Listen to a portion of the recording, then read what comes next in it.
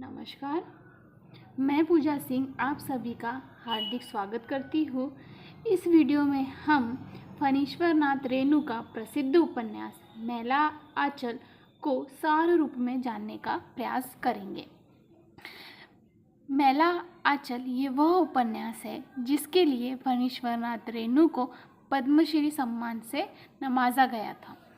हम यहाँ पे सबसे पहले प्रथम संस्करण की भूमिका देखेंगे, क्योंकि हमें हर साल कई ऐसे प्रश्न दिखे जाते हैं जिसमें भूमिकाओं के ऐसे पंक्ति दी जाती है और हमें कहा जाता है कि निम्नलिखित पंक्तियाँ किस उपन्यास से ली गई है।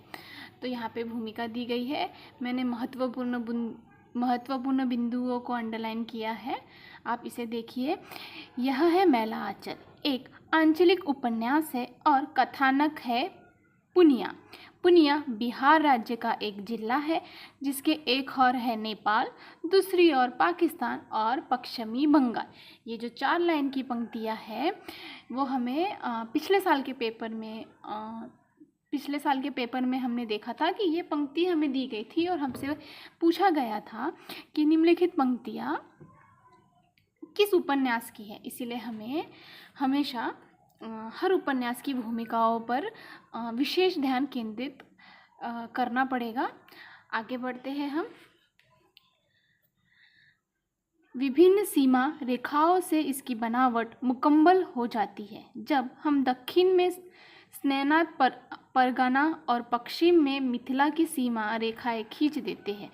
मैंने इसके एक हिस्से के एक ही गांव को पिछड़े गांव का प्रतीक मानकर इस उपन्यास कथा का क्षेत्र बनाया है।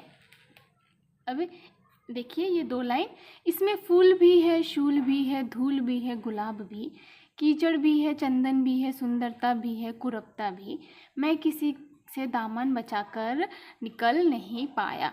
ये पंक्ति भी हमें 1-2 साल पहले के पेपर में दिखाई देती है, जिसमें पूछा गया था कि ये पंक्ति किस उपन्यास से ली गई है या किस लेखक ने ऐसा कहा है। ठीक है, तो हमें ऐसे महत्वपूर्ण बिंदुओं को ध्यान देना है और हमें एक नोट्स बना के इसे लिखते हुए चलना है। उसके बाद हम देखेंगे कथा की सारी अच्छाइयों और बुराइयों के साथ साहित्य की दहलीज पर आ खड़ा हुआ हूँ। पता नहीं अच्छा किया या बुरा, जो भी हो अपनी निष्ठता में कमी महसूस नहीं करता। किसने कहा है ये सब? फणीश्वर नाथ रेणु। हमें भूमिका से हमेशा प्रश्न दिखाई देते हैं, तो हमें भूमिकाओं पर विशेष ध्यान, हर उपन्यास की भूमिकाओं पर विशेष ध्यान देना है। अब हम इसके कुछ महत्वपूर्ण बिंदुओं को देखते हैं। देखिए, मैला आंचल उपन्यास के लिए फणीश्वर नाथ रेणु को पद्मश्री से सम्मानित किया गया है। यह हिंदी का प्रतिनिधित्व आंचलिक उपन्यास है। इसके कथ्य में आंचलिकता की सारी विशेषता मिलती है। मैला आंचल उपन्यास की शुरुआत 1946 में बिहार के एक पिछड़े गांव मेरीगंज में मिलिट्री के आने से होता है। रेणु जी ने बहुजनों की आर्थिक और सामाजिक समस्याओं को बेहद गहराई से समझकर उनके हर पक्षों को उजागर किया है। 1946 में उपन्यास के घटनाक्रम को आरंभ करते समय रेणु ने 1942 के जन आंदोलन के प्रभाव और पृष्ठभूमि को भी साथ ही चित्रित करते हैं।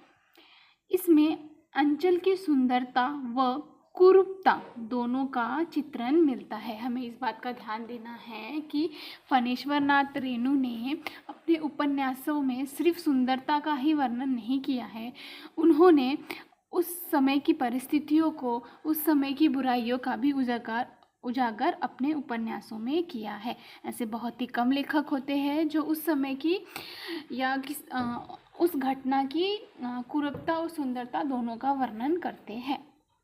इसके बाद इसकी सबसे बड़ी विशेषता है कि इस उपन्यास का नायक कोई नहीं बल्कि पूरा आंचल ही इसका नायक है। अब हम देखते हैं कि इनके कोई 2-3 प्रमुख पात्रों को जिस पर हमें हमेशा प्रश्न पूछे जाते हैं। पात्र परिचय डॉक्टर प्रशांत। ठीक है, ये एक डॉक्टर है, एक युवा डॉक्टर है जो अपनी शिक्षा हाल में पूर्ण करके इस गांव को कार्यभूमि के रूप में चुना है। ठीक है, एक ये प्रमुख पात्र है जिसने अपनी डॉक्टर की पढ़ाई पूरी करके अपना कार्य जो है वो किसे चुना है, अपने गांव को कार्यभूमि। कमली मुख्य नारी पात्र है जो कि एक अज्ञात बीमारी से ग्रस्त है, और हमें इस बात का भी यहाँ पे ध्यान रखना है कि जो कमली है उसका इलाज कौन करता है, तो डॉक्टर प्रशांत जो है इसका इलाज करते हैं और इसे ठीक भी करते हैं। साथ ही साथ हमें इस बात को भी ध्यान में रखना है कि उपन्यास में आगे चलकर डॉक्टर प्रशांत और कमली जो है वो प्रेम विवाह करते हैं। उसके बाद तीसरा है विश्वनाथ मलिक। ये कौन है, तो ये कमली के पिता है जो एक ज़मींदार है, और आगे चलकर कमली के जो पिता है वो कांग्रेस पार्टी में शामिल हो जाते हैं। यहाँ पे हम और पात्रों को देख लेते हैं, जैसे कालीचरण, ये एक क्या है, क्रांतिकारी युवक है। बावन दास, ये गांधी जी का प्रतिरूप है, ऐसा हम कह सकते हैं। ठीक है, लक्ष्मी कीचड़ में फंसा कमल, हम ऐसा कह सकते हैं क्योंकि लक्ष्मी जब छोटी थी तो इसके माता पिता की मृत्यु हो गई थी, जिस कारण से वह आश्रम में रहती थी और वहाँ पे उसका कई बार शोषण हुआ। बलदेव कांग्रेस के कार्यकर्ता, लक्ष्मी का बहुत बार शोषण होने के बाद भी हम उसे ऐसा क्यों कह रहे हैं कीचड़ में फंसा कमल, क्योंकि लक्ष्मी आगे चलकर लक्ष्मी जो है वहाँ से निकलती है और उसे बलदेव से प्यार होता है और दोनों आगे चल के उपन्यास में शादी कर लेते हैं। ऐसे हम देख सकते हैं कि जो मैला उपन्यास है फणीश्वर नाथ रेणुका, ये पेपर की दृष्टि से अत्यंत महत्वपूर्ण उपन्यास है, जिससे हमें हर साल प्रश्न देखे जाते हैं। आगे हम इसका अध्ययन सविस्तार से करेंगे। अगर आपको हमारा वीडियो पसंद आया है तो लाइक ज़रूर करें और अपने दोस्तों के साथ शेयर करें। थैंक यू, आप सभी का धन्यवाद वीडियो में यहाँ तक बने रहने के लिए। कल का सविस्तार अध्ययन करेंगे। धन्यवाद।